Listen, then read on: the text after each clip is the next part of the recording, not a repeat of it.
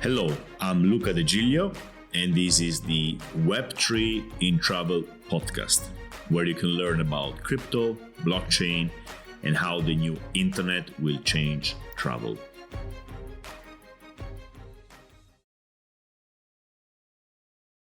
Hi, Antonio. Welcome, and thank you for having this chat with me, and welcome everyone who's listening now and is going to listen later.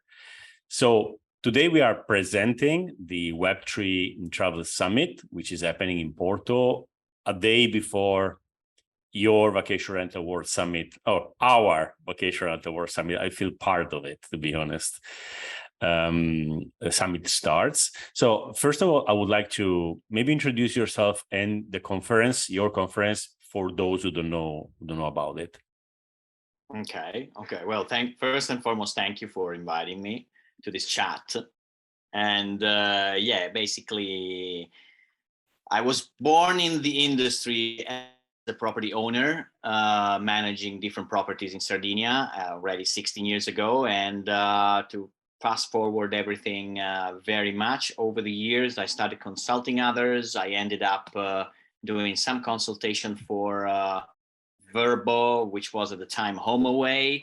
And then from there, listening and talking to people, I realized that there was a big demand for education about everything related to managing vacation rentals.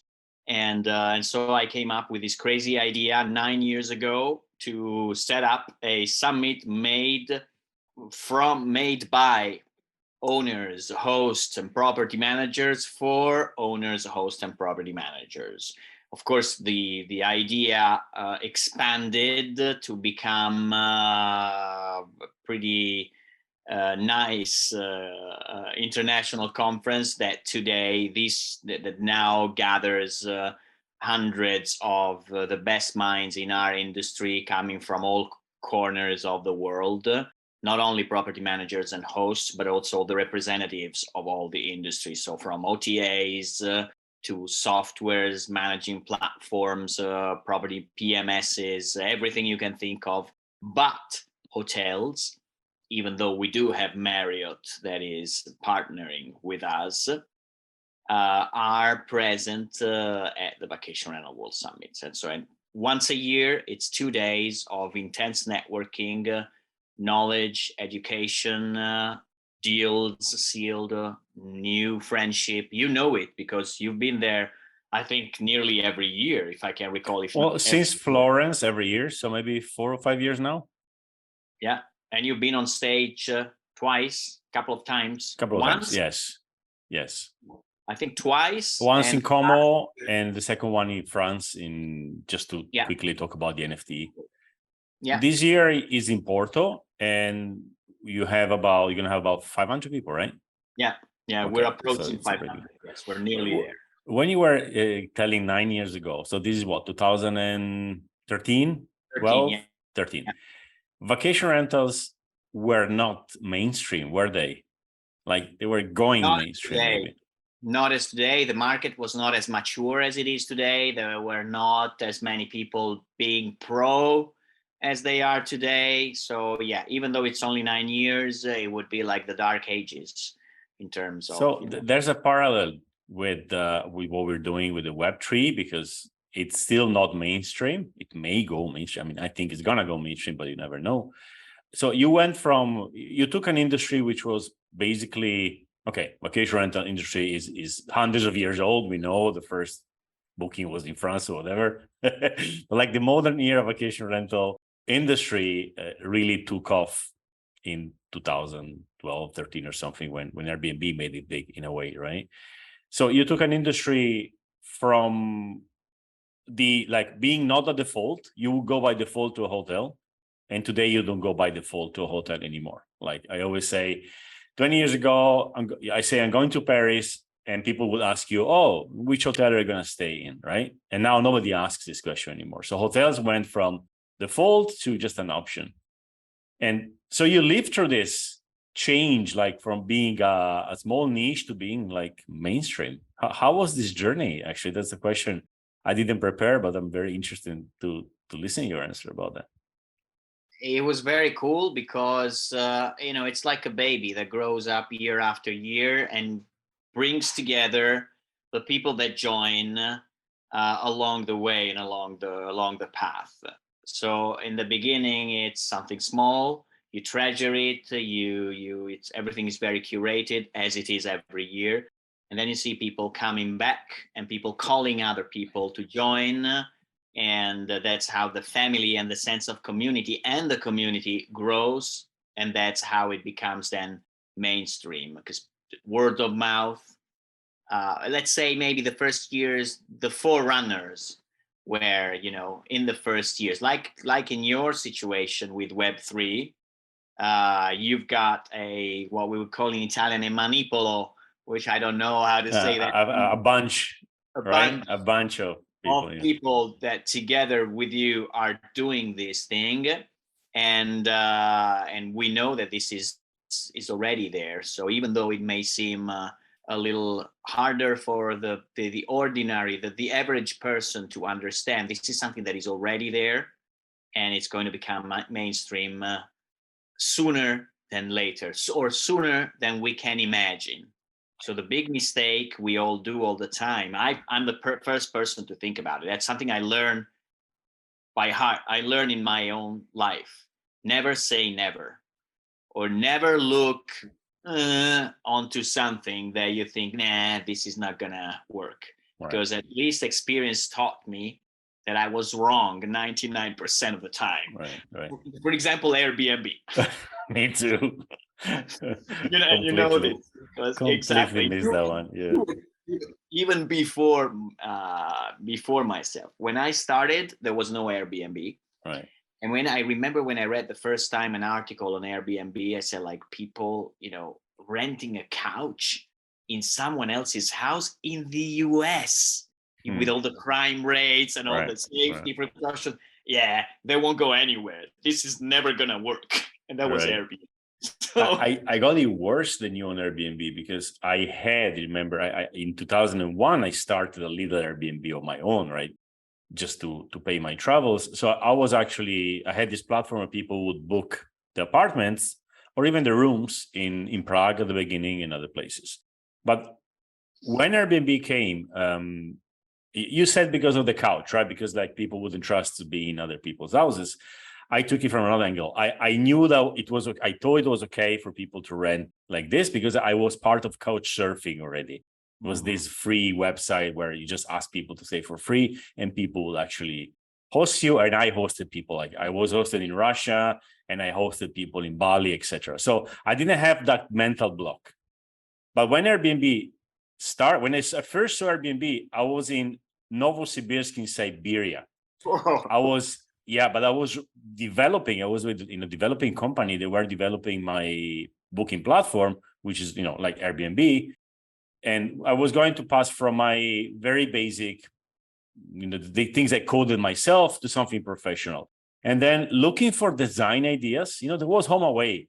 It was so ugly to look at. And that was in the stock exchange, right? And then Airbnb pops on my screen and I go like, wow, like this is like 10 steps ahead in terms of design. And then I said, I look at this and said, they were, a competitor, but I was saying, nah, that's not going to work. You know why? Because they were charging customers a commission. So the guest would pay a commission. And I said to myself, that works in America because they charge sales taxes, but forget about this Europe. 2 years later, I was dead. my business was dead, killed by them. So it's good. We learn, never say never. Yeah. Definitely. But we keep making the mistake. But when you make such a big mistake like Airbnb with it, you are kind of vaccinated against this. You are a bit careful before saying, no, this is not going to work. Definitely. So, but let me ask you, when you started, did you know that was going to go mainstream? In 2013, what was you feeling about vacation rentals? Expect such a thing? I never really thought about it going mainstream, because mainly what I was doing was I was managing my own properties. If I could get that amount of money per year, I was happy. and I just started like helping out other people, and it was working out for other people as well. So it's something that when I built it, I didn't have in mind that it could become something big or mainstream, or the whole industry would just shift so much that they would surpass the hotel industry. So I'm just going with the flow. And that was when you were managing properties. Then you started the Vacation Rental World Summit, and you were still thinking like that, or you were like kind of? I'm asking because it's there's a very clear parallel here with things going mainstream. So, what were you thinking in 2013, and when did you realize that was like, okay, we are big?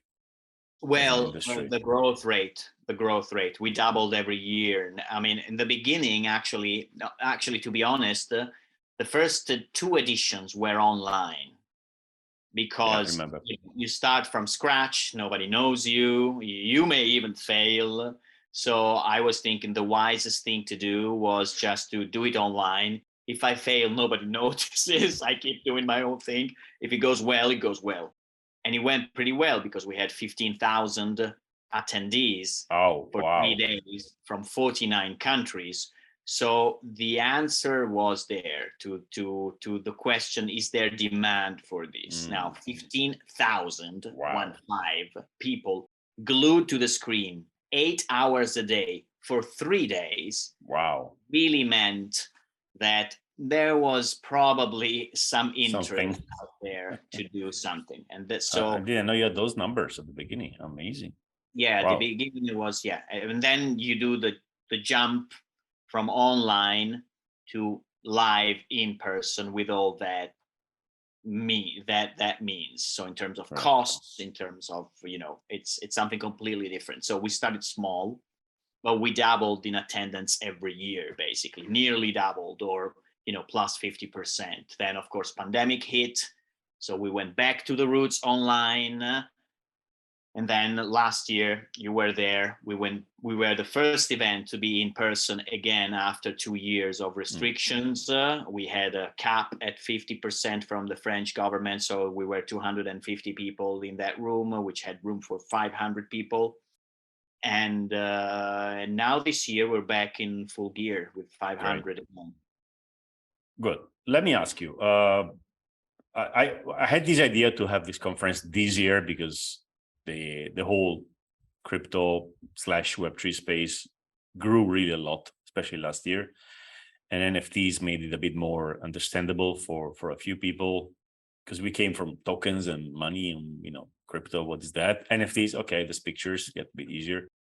And then I thought maybe because we're small, so why don't we go together with you? So I asked you, and you accepted. Can I ask you, why did you accept that? Why do you think that was a good thing to do? Very easy. First, because of what we said at the beginning of our call, because this is something that's going to become mainstream. This is something you should not undervalue, because you shouldn't make a mistake like, what's that? Google? I have no idea. Like 20 years ago, nah. And now today is what it is. So because it has the potential to become the new era of what we're going to do tomorrow, and it's already here today. And if you look carefully, you notice that in many different sectors, banking, cars, automotive, or other areas, when you look around, you see that they are introducing the term blockchain into their, daily jargon, into their ads. And so I thought, yes, this is definitely something worth taking into account.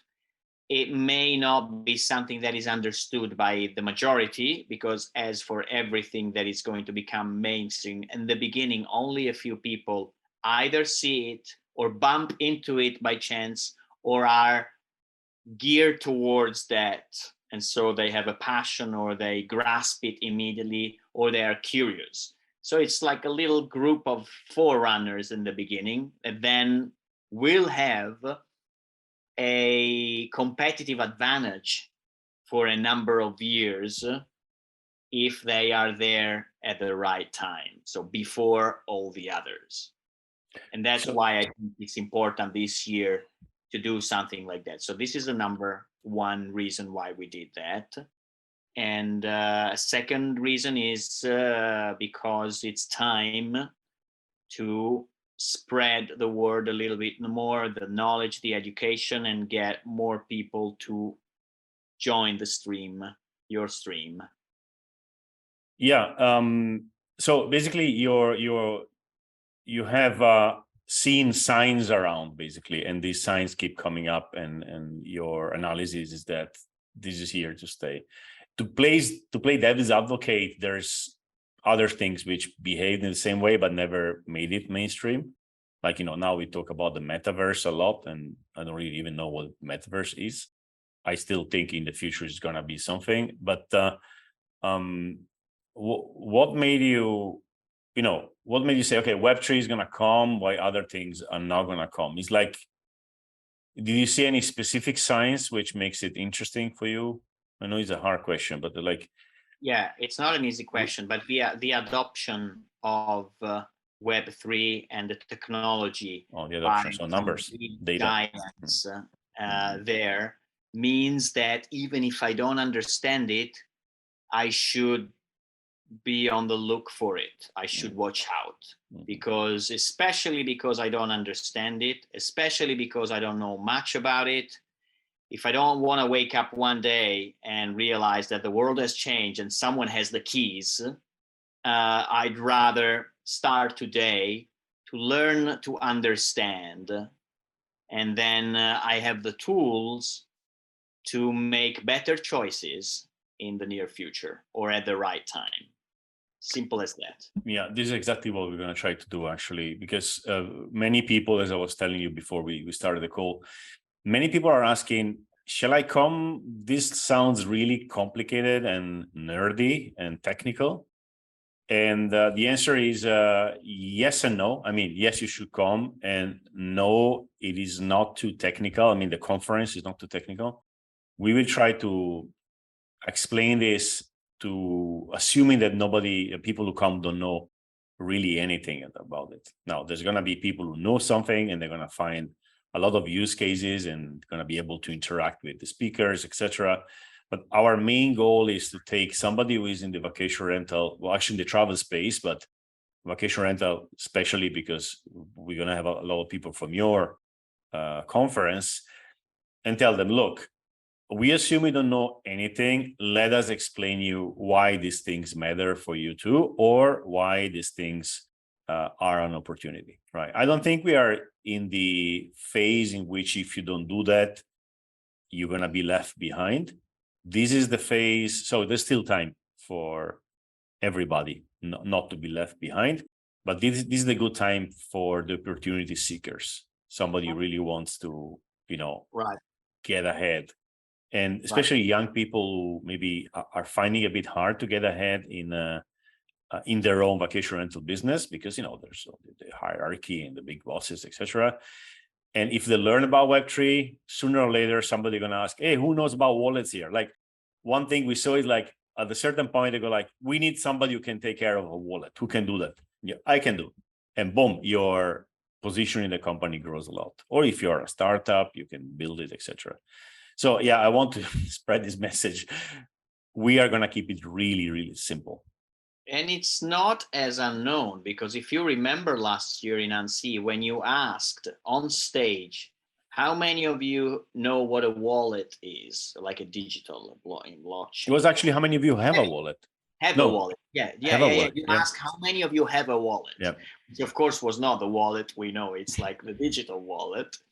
And there were quite a lot of hands raised. We were surprised. Yes, I was definitely surprised, because I was stuck at the 2-3% in my head, and I was 20%. Yeah, and that shows that your audience is advanced, because the general population is not 20%, definitely. Yes. So you get to a point where it's 50%, and if you are in the wrong 50%, you're going to start feeling a bit like left behind. So we're not there yet. Who knows? Maybe if you're going to ask it on stage, maybe we're going to get different number this year. I would bet 30% this year because it's Okay. been a lot, yeah. But still, we're not at over 50, right? So yeah, and that's the point. Is really to explain exactly what's happening and to bring people to awareness. Like, this thing is important. It's easy. It's easy concepts actually. Can I ask you a question? Can you just like explain more practically what the conference is going to be like, what your day is going to be like, workshops, on-stage sessions, these kind of things, what people will work on? There's going to be an introduction in which we explain what is Web3 and why Web3 is going to lose the tree and it's going to just be the web. So basically the web is upgrading. It's not a new thing. It's like it's the dear old web getting more capabilities, especially about ownership. And then we can talk about this, exactly what I mean. So a basic introduction, and then a few use cases of companies who are doing things and in the travel industry and showing how these things can be done differently in Web3 than in Web2, which usually means pretty simply, we can do the same things we do today. We theoretically can do those things because it's still early. The same things without the big companies in the middle. So you remember when the internet came and everybody in the travel industry was like, okay, the internet will be a big disintermediation machine. And that we got that wrong too, because the internet has become a big, accent, like it created very big middlemen, like Booking, Airbnb, all the OTAs. So the internet failed in that because it didn't have the capabilities to manage ownership. And again, I need to explain that, and I will explain that in the conference. So after we explain that, so we will see some use cases, existing and working use cases in the travel industry using Web3. And I think these are really mind-blowing because at this stage, people cannot even imagine this is possible. It is possible. It's happening. Like, for instance, direct bookings, which look a bit like OTA bookings, but there's no OTA in the middle. And it's happening already, but there's not enough people with wallets, so it's not mainstream. Mm-hmm. So it's like Airbnb comes on the market and there's 20% people with an internet connection at home and nobody has a mobile phone. Great idea, bit early. Or Booking came very early, right? 97 or something, like very, very early. But you can start doing things like Booking did, right? You start, you're small, you iterate, and when people get finally their internet connection and the internet connection gets faster, you are Booking.com and you eat the world. Same thing is happening in Web3. Things exist, they are small scale. People are going to get wallets, more people are going to get wallets, and then boom, everybody's going to be able to use these systems. So we have these explanations, then we have these use cases, and then we have workshops. So people who want are going to get a wallet. People who have a wallet, okay. People who don't have it, we will teach to get a wallet. It takes 5 minutes and it's free. We're going to send them some tokens also for free, and they're going to be able to experiment with these things. That's where it gets a bit more complicated because it's the interfaces are like, many years ago an email was hard, right? So it's not compulsory, but even looking at how easy it is to and fast it is to get a wallet will be a big step ahead. For instance, we're going to replicate the Airbnb resolution center, which today works with a company in the middle. Airbnb judging will happen. And we're going to replicate this with a real workshop with real cases where the decision is taken not by a company, but a group of jurors, people with the Claros app, which is one of the speakers. So we have the very theoretical thing, we have the use cases, and then we have the workshops. Mm-hmm. So I think we cover everything here. So it's definitely going to be interesting for people who don't know anything and also for people who know. And another thing I would like to come out from the conference is that people with ideas meet and actually start building something together. Yeah. There's no travel conference on Web3. So that's really the first. And I'm curious to see what happens out of them. The last time we had a conference like this a few years ago inside another conference, And just by meeting, we discovered some apps in Web3, which today are huge and nobody knew at the time. So in crypto, we call this alpha. This kind of information you don't get on Twitter, you don't get on social network. You get them when you meet with people working in it. And then from this information, you can actually start using these apps and get ahead. And I won't even mention airdrops because then it gets a bit unbelievable for how good it is. But yeah, so I hope a lot of alpha is spread in this conference. Nice, very nice. So yeah. And it's going to be from what time does it start? 10 a.m. Well, 9 a.m. starts the registration. 10 a.m. we start until 6 p.m. with a pause in the middle. And the pause, during the pause, you can come and we help you get a wallet. So that's not during the conference, but if somebody doesn't have a wallet and wants it, they come there and we help them. It's really a couple of minutes. And we're going to have this NFT check-in where people who bought a ticket via an NFT, so they minted it, right? They have it on the wallet. They come, we scan the QR code, and they're kind of verified. So that's also something new in the event industry. So that's also interesting, yeah, basically. Yeah, what else? Yeah, and then the next 2 days, I'm gonna attend, other people from trips are gonna attend, and we're gonna be at your conference, and I'm gonna be around asking who has a wallet, who doesn't have a wallet, just to get the feedback on that.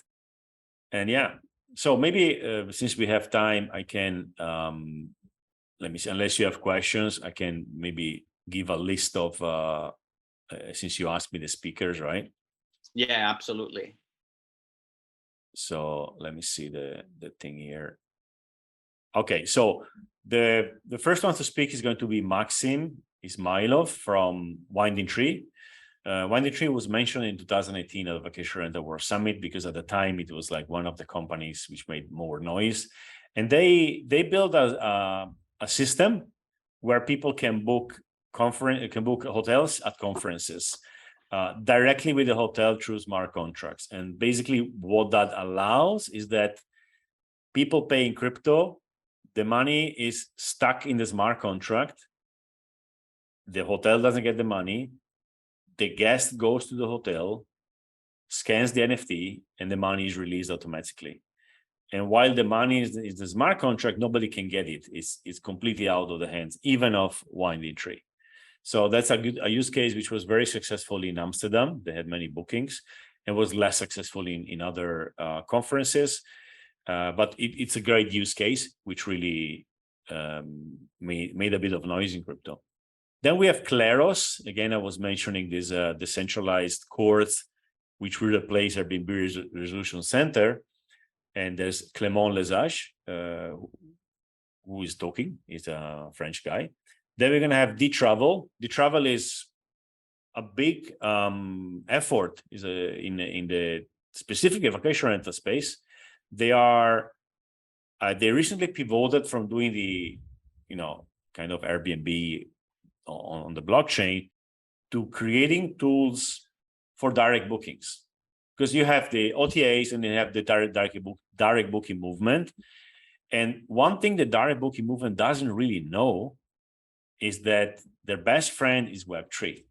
Because Web3 allows you to replicate the same features OTAs have on your website. And that takes time to explain. So, but basically, if I'm booking through Airbnb because I want to be protected, with Web3, I can book directly to your website and I'm going to feel protected. Only I'm not protected by Airbnb. I'm protected by the internet itself, which is bigger than Airbnb. And that brings me to actually another concept, which is what's going to happen here is not small startups fighting against the big corporations we see today. It's going to be the internet versus the OTAs. The OTAs have a big opponent here, which is the internet itself, which is learning to do what they do today. And we've seen this in other industries before, like telecoms. When the internet came in telecoms, they completely had to change. So yeah, and the next one, we're gonna have a panel with Richard Bolton, who often spoke at your conference, and he's gonna be the moderator. And the panel is gonna be, is Web3 inevitable, or will it just be a fad? Which is a bit what we discussed at the beginning. Maybe somebody will say it's a fad. Actually, we need somebody who's a contrarian on that. Otherwise, we're just gonna tell ourselves how good we are. I need to find somebody who hates Web3. There's many out there, so hopefully I find somebody. Help me if you have somebody in your network who's really against Web3 and has some good arguments. It would be great to have this person on stage.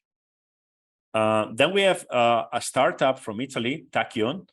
They are trying to leverage NFTs for booking. So what they basically do is like they go to hotels and say, after you got a book, hotels or vacation rentals or anything, after you got a booking, we can help you transform the booking in NFT so that the buyer can actually sell it in case they want to cancel. So rather than getting cancellations, you get your booking, you have your money, it's a non-refundable, which is good for you, but the guest can sell it on the market.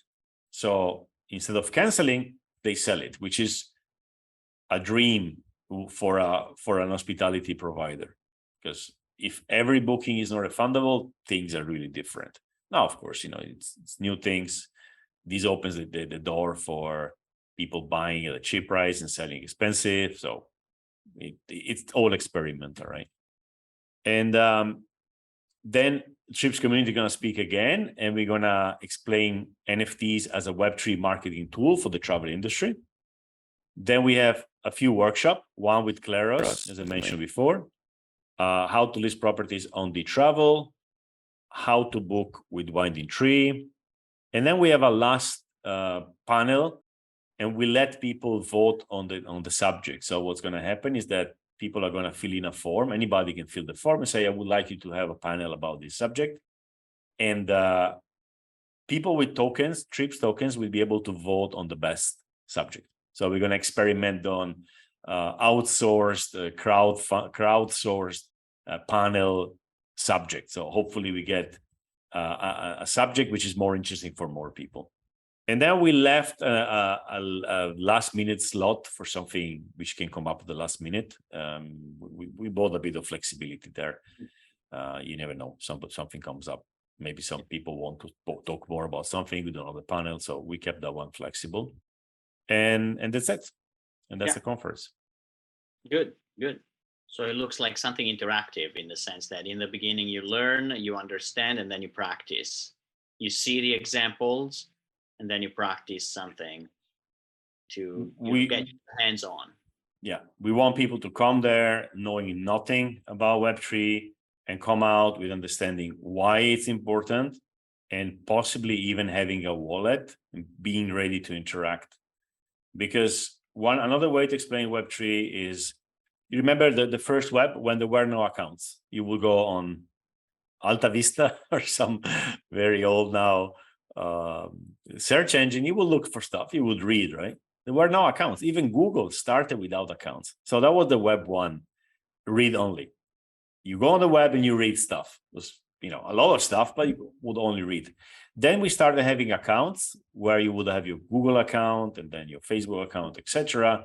And that requires a login and a password. And that's where things went in a way kind of wrong, because once I give you, I create a login and a password, so an account in your server, my account belongs to you. And it's like going, instead of having a passport to go around the world, to do a new passport in every country. And if the country removes it, I'm out. Kind of not such a good metaphor probably, but that's what's happening. We have accounts everywhere, but we don't have any ownership of what we do in these websites, Facebook or Airbnb or whatever. And Web3, people think about Web3, crypto, Bitcoin, money. No, think about it like this way. You create your account on your computer, on your smartphone. You have the login and password in there. So when you connect to a Web3 website, you don't need them to give an account to you. You're giving them permission you identify yourself with this account. So they don't need to create an account for you to identify you. So you have, you are interactly, after 1 second, you have, it's like having an account, you can do everything, and then you leave.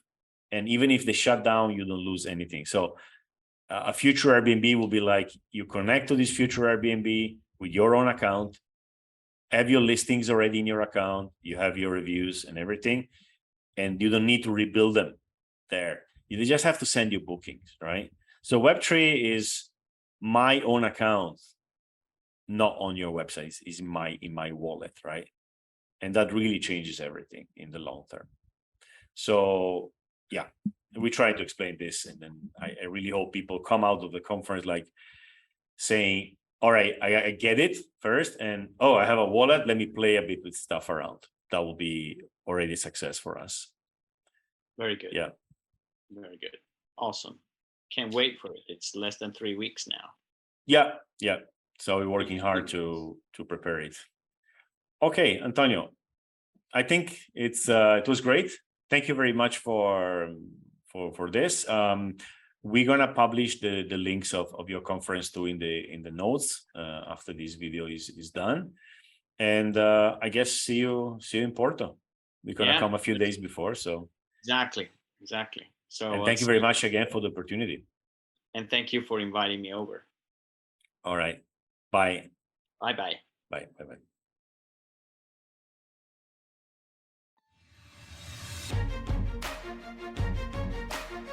All right, this is the end of today's episode. I really hope you enjoyed it. For more insights on Web3, follow me on Twitter @tripluca, TRIPLUCA, and see you next time.